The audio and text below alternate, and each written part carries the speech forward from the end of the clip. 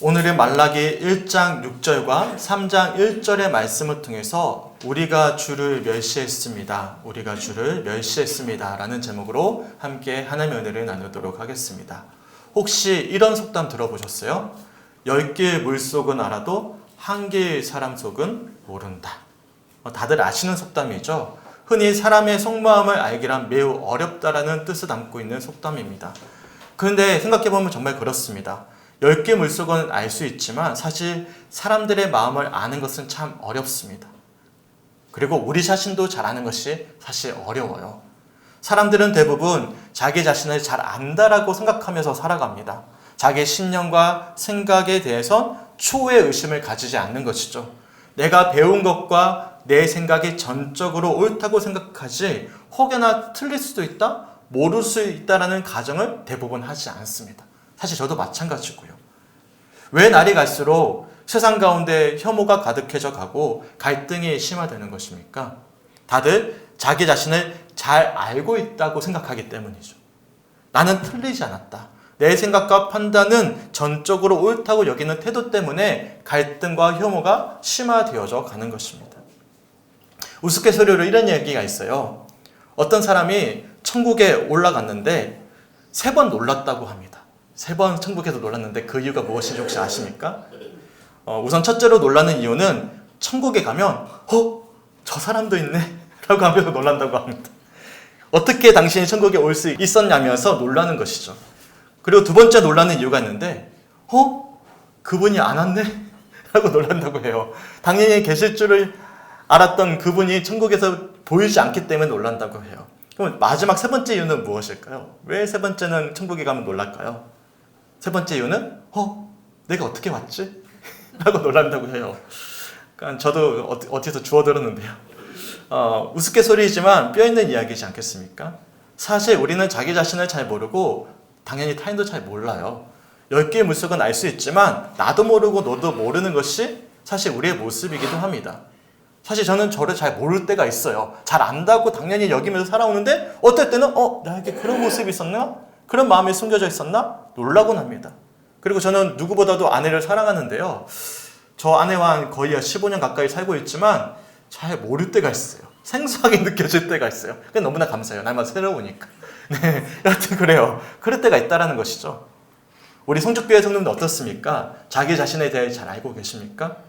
사랑하는 이들, 주변의 사람들에 대해서 잘 알고 계십니까? 그래서 그런지는 몰라도 개인적으로 나이가 들면 들수록 존경하게 되는 분들이 계십니다. 예전에는요, 능력이 출중하거나 성과가 있는 분들을 존경했어요. 목회자니까 어떤 대형 교회를 이루거나 어떤 성과가 뚜렷한 분들을 볼 때면 부러웠고 존경스러웠어요. 근데 이제는 그렇지가 않아요. 이제는 정말 겸손하게 자기 자신에 대해서 되돌아볼 줄 아는 목회자. 그래서 어르신인데도 불구하고 겸손하게 자신을 이야기하시는 분들을 뵐 때면 참 존경스럽습니다. 성과가 중요하지가 않은 거예요. 혹여나 세상에서 명성을 얻지 못하더라도 어떤 자랑스럽게 떳떳하게 내세울 만한 성과가 뚜렷이 남아있지 않더라도 사실 중요하게 여겨지지 않습니다. 자신을 겸손히 되돌아보면서 나보다 남을 낮게 여기는 그런 어르신들이 계시거든요. 그런 목사님들이 계십니다. 그런 분들을 볼 때마다 참 존경스럽습니다. 우리 성축교회 성도님들 어떻습니까? 우리는 지난 한 주 동안 말라기 말씀을 새벽에 읽고 묵상했습니다. 근데 말라기 말씀을 우리가 읽어보셔서 아시겠지만 말라기에 등장하는 이스라엘 백성들은 자기 자신들을 잘 몰랐습니다. 그런데도 이스라엘 백성들은 마치 잘 안다는 듯이 하나님과 논쟁을 펼쳐요. 그것도 무려 6번이나 반복되어진 논쟁이 쭉 이어집니다. 당연히 하나님과 논쟁할 수 있습니다. 충분히 하나님과 의견이 다를 수 있어요. 그래서 하나님과 다툴 수도 있습니다. 도리어 의문이 드는데도 불구하고 마치 아는 듯 여기면서 하나님과 다투지 않는 태도가 더 믿음 없는 태도죠. 저는 하나님과 다툴 수도 있고 논쟁할 수도 있다고 생각합니다. 그렇지 않습니까? 그런데 말라기에 등장하는 이스라엘 백성들의 진짜 문제는 하나님과 논쟁한 것이 문제가 아니라 하나님과 논쟁하는 과정 가운데 하나님이 알려주시는데도 불구하고 여전히 자기 자신을 모르는 태도, 무지가 문제였습니다. 항변하는 모습이 문제였어요. 달리 표현해서 하나님과의 논쟁에는 문제가 없었는데 논쟁 중에 지적하시는 하나님의 지적에 공감하지도 못하고 깨닫지도 못하고 눈치채지도 못하는 이런 영적인 무지가 이스라엘 백성들의 가장 큰 문제였습니다. 예를 들어 말라기 1장 2절을 보시면 이렇게 말씀하는데 우리 1장 2절 말씀을 함께 읽어봤으면 좋겠습니다. 시작. 여호와께서 이르시되 내가 너희를 사랑하였노라 하나 너희는 이르기를 주께서 어떻게 우리를 사랑하셨나이까 하는도다. 나 여호와가 말하노라. 에서는 야곱의 형이 아니냐. 그러나 내가 야곱을 사랑하였고. 아멘. 하나님이 이스라엘 백성들을 향해서 뭐라고 말씀하시냐면 내가 너희를 사랑했다라고 말씀하셔요. 근데 놀랍게도 이스라엘 백성들이 보이고 있는 반응은 하나님 언제요? 어떻게 우리를 사랑하셨습니까? 라고 반문하는 것이죠. 근데 생각해 보시면 정말 하나님이 이스라엘 백성들을 사랑하지 않으셨습니까? 아니잖아요. 하나님은 사랑이세요. 그래서 하나님은 세상을 창조하셨고 특별히 그 많은 사람들 중에서도 이스라엘 백성들을 부르시고 하나님 백성 삼아주셨습니다. 특별히 사랑하신 것이죠. 우리 다시 한 번 더 본문 2절 말씀 우리 함께 읽어봤으면 좋겠어요. 시작. 여호와께서 이르시되 내가 너희를 사랑하였노라 하나 너희는 이르기를 주께서 어떻게 우리를 사랑하셨나이까 하는도다. 나 여호와가 말하노라. 에서는 야곱의 형이 아니냐. 그러나 내가 야곱을 사랑하였고. 아멘. 하나님은 세상 어떤 누구보다도 이스라엘 백성들, 자기의 백성들을 사랑하셨어요. 그래서 장자였던 에서가 있는데도 불구하고 이스라엘의 조상이 되는 야곱을 사랑하시고 야곱을 축복의 통로 삼아 주셨습니다. 이처럼 하나님은 야곱의 후손인 이스라엘 백성들을 세상 누구보다도 사랑하셨는데 문제가 있죠. 그런 사랑을 이스라엘 백성들이 알지 못했다는 사실입니다. 알지 못했기 때문에 누리지 못했던 것이죠. 그렇다면 무엇이 문제입니까? 무엇이 이처럼 이스라엘 백성들로 하여금 하나님의 사랑을 알지 못하도록 누리지 못하도록 방해한 것입니까? 우리 성주교회 선생님들은 한 주간 말씀을 읽고 묵상하시면서 어떤 생각이 드셨습니까? 말라기서를 읽어보시면 아시겠지만 이스라엘 백성들에게는 여러 신앙의 문제가 산재해 있었습니다. 우선 신령과 진정으로 예배를 드리지 못했어요. 형식적이고 습관적인 예배가 이어졌습니다. 하나님과 진정한 교제를 누리기 위해 예배를 드린 것이 아니라 예배를 통해서 무엇인가를 얻기 원하는 소원과 복을 비는 수단으로 예배를 소비했습니다. 당연히 진정한 예배의 실종은 신앙의 타락으로 이루어졌고 삶의 변질과 사회의 타락으로까지 이어졌습니다.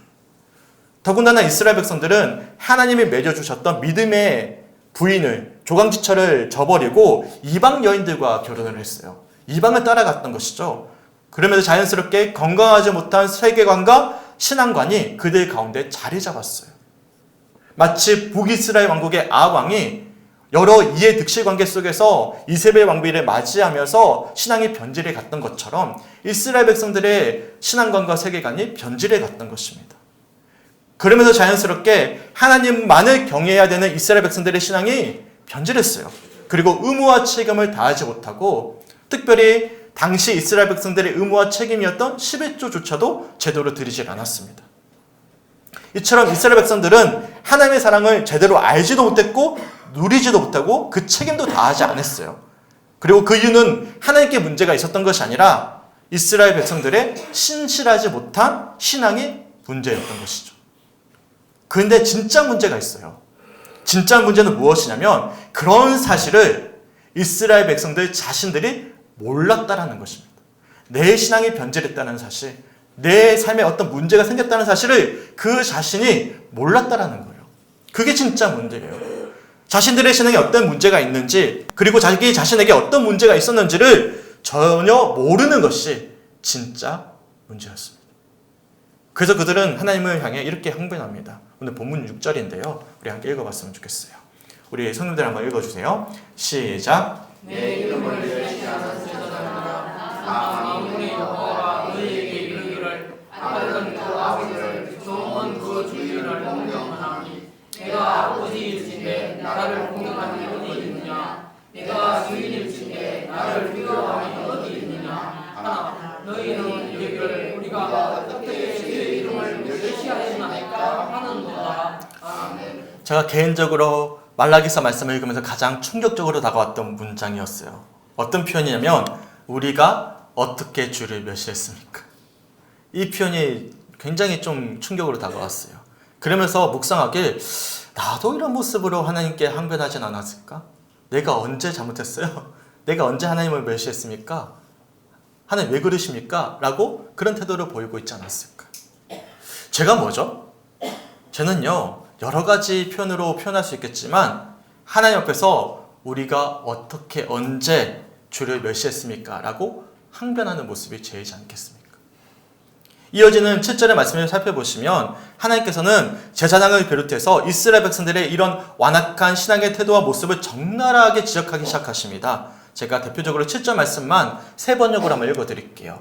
너희는 내 제단에 더러운 빵을 바치고 있다. 그러면서도 너희는 우리가 언제 제단을 더럽혔습니까? 라고 되묻는다. 너희는 나 주에게 아무렇게나 상을 차려주어도 된다고 생각한다.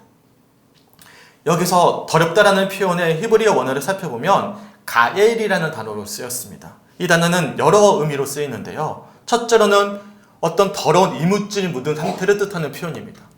하지만 그 의미가 전부는 아니에요. 하나님의 뜻에 합당하지 못한 삶의 태도를 보이는 모습, 그 모습도 가일이라는 단어가 쓰이고요. 마땅히 지켜야 될 것을 지켜내지 못하는 태도도 뜻하기도 합니다. 그래서 내 제단에 더러운 빵을 바치고 있다는 표현은 단순히 하나님께 더러운 빵을 바쳤다는 의미를 넘어서 하나님의 뜻에 합당한 모습으로 살아내지 못했던 이스라엘 백성들의 더러운 삶, 변질된 삶을 뜻하는 그런 표현이기도 한 것이죠. 더군다나 이어지는 7절을 보시면 하나님이 보시기에 이스라엘 백성들의 삶이 얼마나 가정했던지 이렇게 하나님이 이스라엘 백성들을 향해서 한탄해하고 계십니다. 제가 1장 10절 말씀도 세 번역으로 읽어드릴게요. 만군의 여호와가 이르노라 너희가 내 제단 위에 헛되이 불사르지 못하게 하기 위하여 너희 중에 성전문을 닫을 자가 있었으면 좋겠도다. 내가 너희를 기뻐하지 아니하며 너희가 손으로 드리는 것을 받지도 아니하리라. 아멘. 무슨 말씀이죠? 하나님께서 가증한 너희들이 드리는 예배와 헌신을 받고 싶지 않으셔서 성전문을 닫아버렸으면 좋겠다. 무서운 표현이에요. 더는 너희들과 관계 맺고 싶지 않다라는 무서운 말씀입니다. 더군다나 말라기 2장 3절 말씀을 보시면 이렇게 말씀하셔요. 저는 개인적으로 성경에서 찾아볼 수 있는 가장 노골적이고 적나라한 표현이라고 생각하는데요. 제가 2장 3절 말씀도 세 번역을 한번 읽어드릴게요. 나는 너희 때문에 너희 자손을 꾸짖겠다. 너희 얼굴에 똥칠을 하겠다. 너희가 바친 희생 제물의 똥을 너희 얼굴에 칠할 것이니 너희가 똥 무더기 위에 버려지게 될 것이다. 굉장히 노골적이죠. 너희 얼굴에 똥칠을 하겠다라는 이 하나님의 표현이 어떻게 들리십니까? 하나님의 분노와 한탄이 얼마나 크셨으면 사랑하는 자녀 얼굴에 똥을 칠한다니요. 굉장히 안타까운 표현이죠. 그런데 놀라운 사실은 이처럼 하나님의 한탄을 들을 만한 삶을 살아왔던 이스라엘 백성들의 태도예요. 그들의 보인 태도입니다. 어떤 태도를 보였습니까? 다시 한 번 더 본문 말라기 1장 6절 말씀을 함께 읽어봤으면 좋겠습니다. 시작. 내 이름을 멸시하는 제사장들아 나 만군의 여호와가 너희에게 이르기를 아들은 그 아버지를 종은 그 주인을 공경하나니 내가 아버지일진데 나를 공경함이 어디 있느냐 내가 주인일진데 나를 두려워함이 어디 있느냐 하나 너희는 이르기를 우리가 어떻게 주의 이름을 멸시하였나이까 하는도다. 아멘. 어떤 태도를 보이고 있죠? 우리가 어떻게 주를 멸시하였습니까? 우리 성주교회 성도들의 이런 이스라엘 백성들의 외침이 어떻게 들리십니까? 혹여나 이러한 외침이 우리의 외침이진 않으셨습니까? 죄는 다름 아니라 우리 자신을 되돌아볼 줄 모르는 태도입니다. 자기 자신을 정직하게 볼 수 없는 태도입니다. 그래서 나를 모르는 것이 죄입니다. 그런데 놀랍게도 하나님께서는 그렇게 무지하고 악한 이스라엘 백성들을 위해서 그리고 이 시간 우리를 위해서 자신의 사자를 보내주시겠다. 너희가 너무 모르기 때문에 내가 사자를 보내주시겠다라고 말씀하셔요. 그게 오늘 본문 말라기 3장 1절 말씀이에요. 우리 3장 1절 말씀을 함께 읽어봤으면 좋겠습니다. 시작. 만군의 여호와가 이르노라 보라 내가 내 사자를 보내리니 그가 내 앞에서 길을 준비할 것이요 또 너희가 구하는 바 주가 갑자기 그의 성전에 임하시리니 곧 너희가 사모하는 바 언약의 사자가 임하실 것이라. 아멘. 제가 어제 새벽기도회 시간에도 말씀드렸지만 우리가 8개월 동안 구약 성경을 새벽기도회 시간마다 통독했어요. 다들 들어보시고 묵상해 보셨습니다. 어떠셨습니까? 저는 사실 구약 성경의 마지막 책이 말라기 말씀이잖아요. 말라기 말씀을 읽고 묵상하면서 힘이 빠졌어요. 왜냐하면 저는 개인적으로 책을 읽거나 영화를 볼 때 어떤 결말을 좋아하냐면 해피엔딩 좋아합니다. 아주 유치해도 저는 해피엔딩이 좋아요. 정말 그렇습니다. 해피엔딩을 너무나 좋아하는데 안타깝게도 구약 성경과 말라기의 마지막 말씀은 해피엔딩이 아니에요. 새드엔딩 중에 새드엔딩입니다. 그러니까 제가 너무나 힘이 빠지는 거예요. 그 어려운 과정을 거쳐오면서 하나님의 성전이 재건되었어요. 그리고 100년의 시간이 지난 시점에 주어진 말씀이 말라기 말씀이거든요. 그러면 그 은혜를 확인했다면 100년 동안 변화가 나타나야죠. 성숙해져 가고 하나님이 원하시는 바들의 축복을 받는 그런 삶으로 변화되어져야 되는데 도리어 죄된 모습을 보이고 있는 거예요. 하나님과 영원히 행복히 살았습니다라고 구약 성경이 맞춰졌으면 좋겠는데 완전히 반대되는 결말을 보이고 있는 것이죠. 그래서 제가 정말 힘이 빠졌어요. 특별히 어떤 모습에 힘이 정말 많이 빠졌냐면 우리가 어떻게 주를 멸시했습니까? 이런 태도를 여전히 보이고 있는 이스라엘 백성들의 변화되지 않은 모습을 보면서 힘이 빠졌습니다. 언제가 한 성도님이 제게 이런 말씀을 하신 적이 있어요. 반복해서 이스라엘 백성들이 하나님 앞에서 죄를 짓는 모습을 보면서 정말 사람에게 희망이 없는 것 같다고. 사람에게 정말 희망이 없는데 과연 무슨 소망으로 기도하고 말씀을 봐야 될지 모르겠다고 제게 하소연하신 적이 있습니다. 그런 심정으로 말씀이 맞춰지는 거. 그래서 놀랍게도 하나님께서는 끝까지 하나님을 향해서 우리가 어떻게 언제 주를 멸시했습니까? 라고 항변하고 대적하고 있는 이스라엘 백성들을 향해서 이런 말씀을 하고 계시는 것이죠. 다시 한 번 더 본문 3장 1절 말씀 함께 읽어봤으면 좋겠습니다. 시작. 만군의 여호와가 이르노라. 보라 내가 내 사자를 보내리니 그가 내 앞에서 길을 준비할 것이요 또 너희가 구하는 바 주가 갑자기 그의 성전에 임하시리니 곧 너희가 사모하는 바 언약의 사자가 임하실 것이라. 아멘.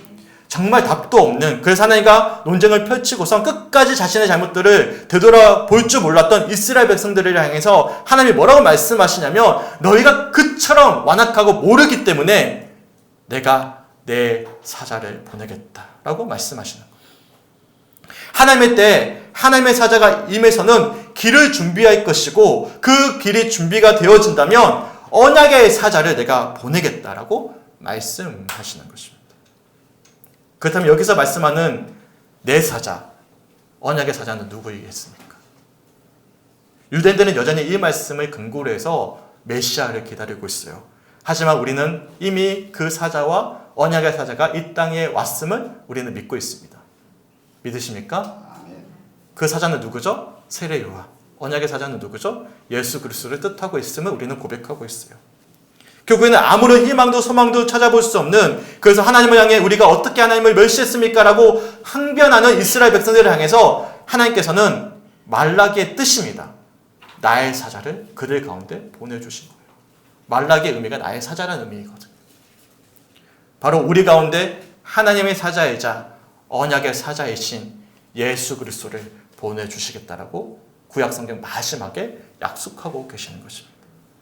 그렇기 때문에 구약성경은 지독할 정도로 새드 엔딩으로 끝났지만 새드 엔딩 가운데 새로운 소망의 말씀인 신약이 이어지고 있는 것입니다. 우리에게 주어진 거예요. 그래서 말라기 마지막 말씀이고 구약성경의 가장 마지막 말씀인 말라기 4장 5절과 6절에 이렇게 권면으로 끝납니다. 다 함께 우리에게 주어진 이 말라기 말씀 우리 고백으로 여기면서 함께 읽어봤으면 좋겠습니다. 말라기 4장 5절과 6절 말씀 함께 읽어보겠습니다. 시작. 보라 여호와의 크고 두려운 날에 이르기 전에 내가 선지자 엘리야를 너에게 보내리니 그가 아버지의 마음을 자녀에게로 돌이키게 하고 자녀들의 마음을 그들의 아버지에게로 돌이키게 하리라. 돌이키지 아니하면 두렵건대 내가 와서 저주로 그 땅을 칠까 하노라 하시니라. 아멘. 사실 우리의 신앙의 문제와 삶의 문제는 다른 곳에 있지 않아요. 문제는 하나님 앞에서 우리가 어떻게 주를 멸시했습니까? 라고 되묻는 이런 무지한 태도에 있는 거예요. 나를 모르고 하나님을 모르는 우리의 신앙의 연약함에 있는 거예요. 우리 자신에게 문제가 있는 것이죠. 그렇기 때문에 우리는 이렇게 고백해야 될 거예요. 나 주를 멀리 떠났다 이제 옵니다. 나 죄의 길에 시달려 주여 옵니다. 나 이제 왔으니 내 집을 찾아 주여 나를 받으사 주여 나를 맞아 주소서 맞아 주소서. 오늘 이 시간 이 찬양의 고백이 우리 모두의 고백이 되게 주님의 이름으로 간절히 축원합니다. 아멘. 이처럼 지난 8개월 동안 함께 읽고 묵상했던 구약 성경의 대장정이 끝마쳐졌어요. 그리고 그 대장정의 마지막 말씀은 말라기였어요. 무엇이죠? 말라기의 뜻처럼 나의 사자를 보내주시겠다는 약속으로 말씀이 맞춰졌습니다. 비록 말라기에 등장하는 이스라엘 백성들은 끝까지 하나님과 논쟁하고 항변하는 정말 답도 없는 사람들이었지만 하나님은 그런 이들을 위해서 너희가 모르기 때문에 너희가 끝까지 나를 부인하기 때문에 내 사자, 언약의 사자를 보내주시겠다라고 약속하시면서 말씀이 끝나는 거예요. 그리고 오늘 이 시간 우리들에게도 그 약속을 들려주고 계시는 것입니다. 나눠드린 주보사에 보시면 제가 6장짜리 간략한 유인물을 넣어드렸어요. 제가 사실 어제 설교를 2번 준비했습니다. 첫 번째 설교는 오늘 설교고요. 두 번째 설교는 이 유인물입니다. 설교보다 더 많은 시간을 할애해서 최대한 간략하게 요약을 했어요. 돌아오는 주부터 당장 내일부터 마태복음 말씀을 읽게 되는데요. 이 신약과 구약 사이에는 약 3년 동안의 시간의 공백이 있습니다. 그러니까 말라기 말씀에서 마태복음까지는 갑자기 넘어간 것이 아니라 그 사이에 무려 400년 동안의 공백기가 있었던 것이죠. 그 공백을 우리는 흔히 신구약 중간기라고 부르는데 사실 공식적인 선지자의 활동이 전혀 없었던 말 그대로 영적인 암흑기와 같은 시기였습니다. 그리고 그런 길고 긴 공백을 거쳐서 정말 어두운 밤과 같은 시절에 어둠을 밝히는 빛처럼 누가 오셨냐면 말라기의 약속이죠. 언약의 사자가 오셨던 것입니다. 그리고 오늘 이 시간 우리와 함께하고 계시는 것이죠.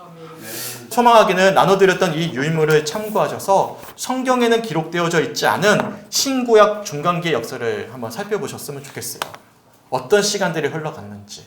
사실 수많은 내용들이 있기 때문에 최대한 중요한 내용만 압축했어요. 많은 내용이 사실 생략되어져 있지만 중략 맥락은 이어지고 있어요. 살펴보시고 그런 과정 가운데 우리가 어떻게 주를 멸시했습니까? 라고 항변하는 답도 없는 이스라엘 백성들을 위해서 그리고 우리 위해서 예수님이 어떻게 오셨는지 왜 오셨는지 그 말씀을 소망으로 붙잡을 수 있는 우리 모든 성주교회 성도들이 되시길 주님의 이름으로 간절히 축원합니다. 아멘. 이처럼 빛과 같으신 예수께서는 어두운 우리 가운데 주님을 사실 잘 모르고 우리도 모르는 우리 가운데 우리 10년 가운데 빛을 비춰주고 계십니다. 빛을 비춰주실 것이라 약속하십니다. 그러면 우리는 그 빛 아래 그동안 알지 못했던 우리 자신의 모습을 볼 수 있을 것입니다. 그리고 우리는 이렇게 고백하게 될 거예요. 우리가 주를 멸시했습니다.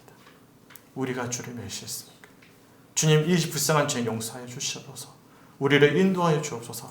나를 맞아 주옵소서.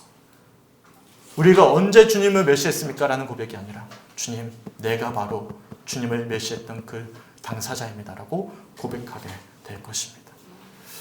소망하게는 8개월 동안 읽었던 구약 성경 말씀 잘 정리하시고 그런 어두운 가운데 있었던 그리고 400년 동안의 길고 긴 신구약 중간기의 암흑기를 거쳐서 정말 어두워졌을 때 빛으로 오신 예수님, 그 주님이 이 시간 우리를 비춰주고 계신다는 사실을 우리가 소망하면서 이 시간 다시 한 번 더 그 은혜를 사모할 수 있는 우리 모든 성주교회 성도들이 되시길 주님의 이름으로 간절히 축원합니다. 아멘. 주님께서 이미 우리 가운데 오셨습니다. 그 빛을 비춰주고 계십니다. 그러게 우리가 이렇게 고백하면서 함께 말씀 붙잡고 기도했으면 좋겠습니다. 찬송가 273장 우리 함께 부르시고 오늘 주셨던 말씀 붙잡고 함께 기도하겠습니다. 찬송가 273장 이 고백이 오늘 이 시간 우리의 고백이 되길 간절히 소망합니다.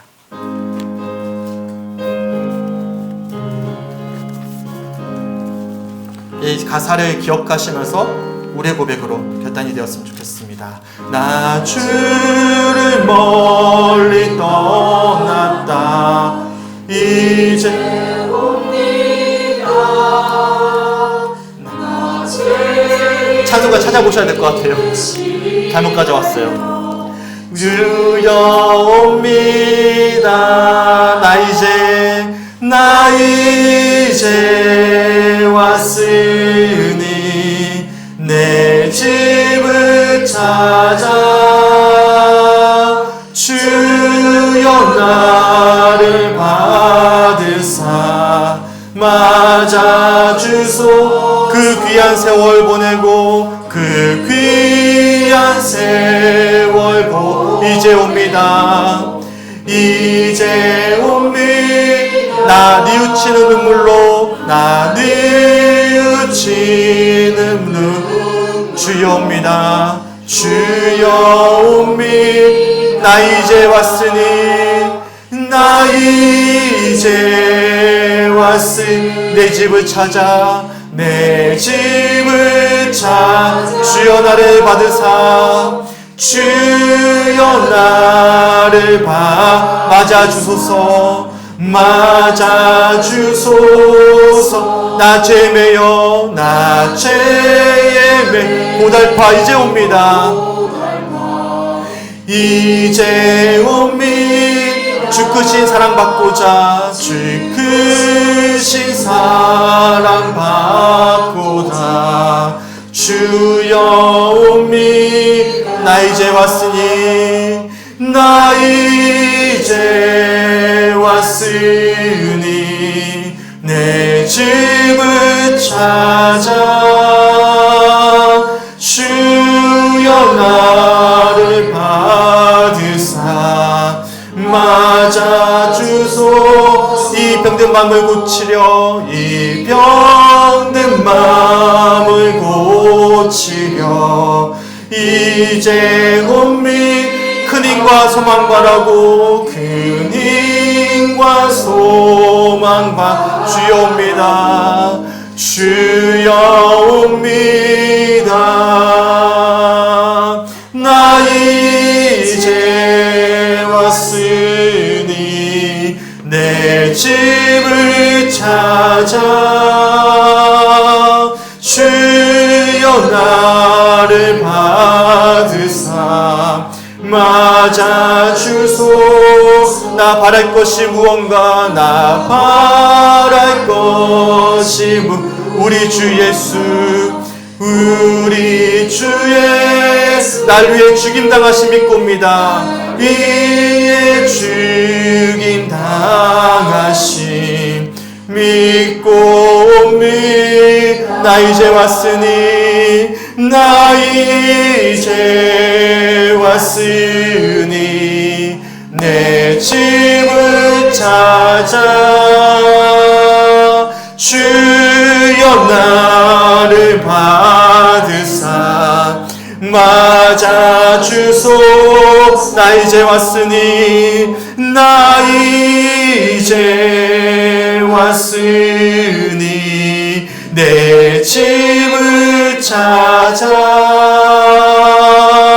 주여 나를 받으사 맞아주소서.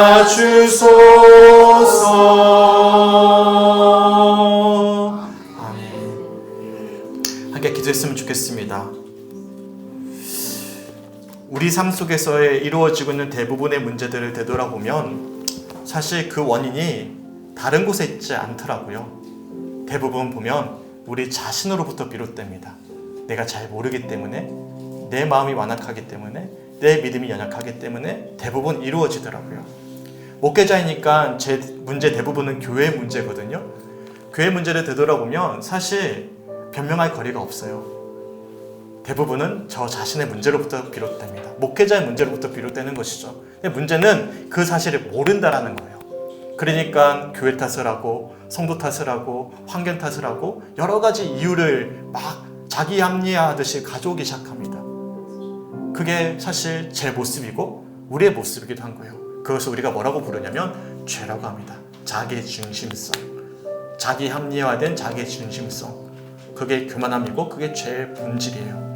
하지만 그런 우리를 자신을 잘 모르는 우리를 위해서 이 땅에 누가 오셨냐면 빛으로 오실 예수 그리스도, 예수님이 오신 거예요. 도저히 어두워서 우리 자신을 모르고 온갖 합리화와 탓을 하고 있는 우리 가운데, 죄된 우리 가운데 빛을 비춰주시는 거예요. 그러면 누가 보이죠? 다른 게 안 보입니다. 예를 든다면 영화관 같은 데 가면 스포트라이트를 받잖아요. 그러면 관객은 안 보입니다. 뭐만 보이죠? 자기 자신만이 보여요. 자기 자신만이 드러납니다. 빛 아래 누가 드러나는 거예요? 우리가 드러나는 거예요. 주님, 그렇습니다. 결국엔 문제는 나로부터 비롯되었어요. 누구 탓하겠습니까? 누굴 원망하겠습니까? 주여, 이 불쌍한 죄인 용서하여 주시옵소서.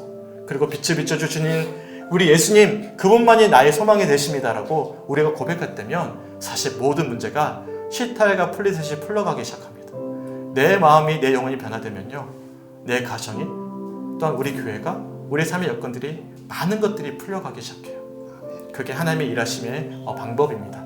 소망이는 오늘 시간 누구를 탓하겠습니까? 모든 문제의 원인은 나로부터 시작되는 거예요. 내가 잘 모르기 때문에, 우리 자신을 모르기 때문에 시작되는 문제가 너무나 많이 있습니다. 주님, 그러게 주님, 빛으로 오실 주님을 소망합니다. 비춰주시옵소서. 불쌍한 이 죄인 붙잡아 주시고 소망이 되시는 예수님 앞에서 우리가 다시 한 번 더 믿음으로 살아낼 수 있도록 새 힘 허락하여 주시옵소서. 새 능력 허락하여 주시옵소서. 또한 변화된 삶을 살아갈 수 있도록, 그래서 하나님의 축복을 마음껏 또한 누리고 또한 풍성함으로 나눌 수 있는 삶이 될 수 있도록 우리 교회와 우리 삶을 인도하여 주시옵소서. 오늘 주셨던 말씀들을 붙잡고 각자 말씀 붙잡고 함께 기도했으면 좋겠습니다. 우리 함께 기도하며 나아가겠습니다. 주 아버지, 너무나 감사합니다. 주님 은혜 가운데 함께 하시고 붙잡아 주셔서 오늘 말씀을 통해서 8개월 동안 계속 이어졌던 구약성경의 마지막 말씀인 말라기 말씀을 통해서 정말 우리가 무엇을 바라봐야 될지, 또한 우리가 어떠한 상태에 있는지, 그렇기 때문에 우리가 무엇을 아버지 소망해야 될지 말씀을 통해 깨닫게 하심에 주님 너무나 감사합니다. 주님 아버지, 이 시간 간절히 기도합니다. 아버지 말씀을 통해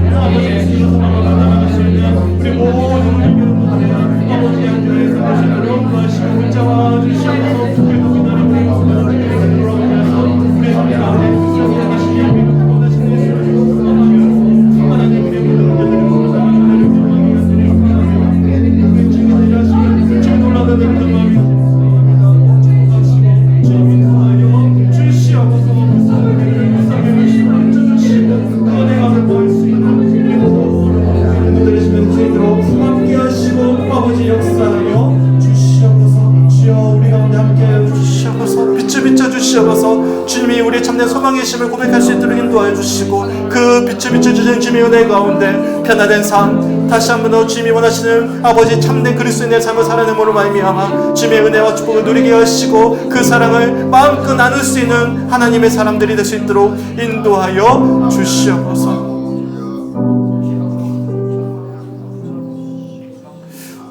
오늘은 한 번 더 기도했으면 좋겠습니다. 특별히 우리 교회를 위해서, 또한 한국 교회를 위해서 함께 기도해 주셨으면 좋겠습니다. 사실 제가 우리 교회 부임하고 오랜 시간을 지나오면서 환경 탓을 참 많이 했거든요. 참 어려운 영적인 환경 가운데 참 찾아볼 수 없는 감리교회가 이 땅에 세워져서 하필이면 왜 저를 이곳에 보내셔서 이런 어려운 시간을 보내게 하셨습니까? 환경 탓, 교회 탓을 많이 했는데 사실 예수님을 더 깊이 알아가면 알아갈수록 탓할 게 하나도 없더라고요. 교회가 건강하게 세워지지 못하는 이유는 결국에는 목회자의 탓이고 또한 우리 모두의 원인에 있었음을 돌아보게 됩니다.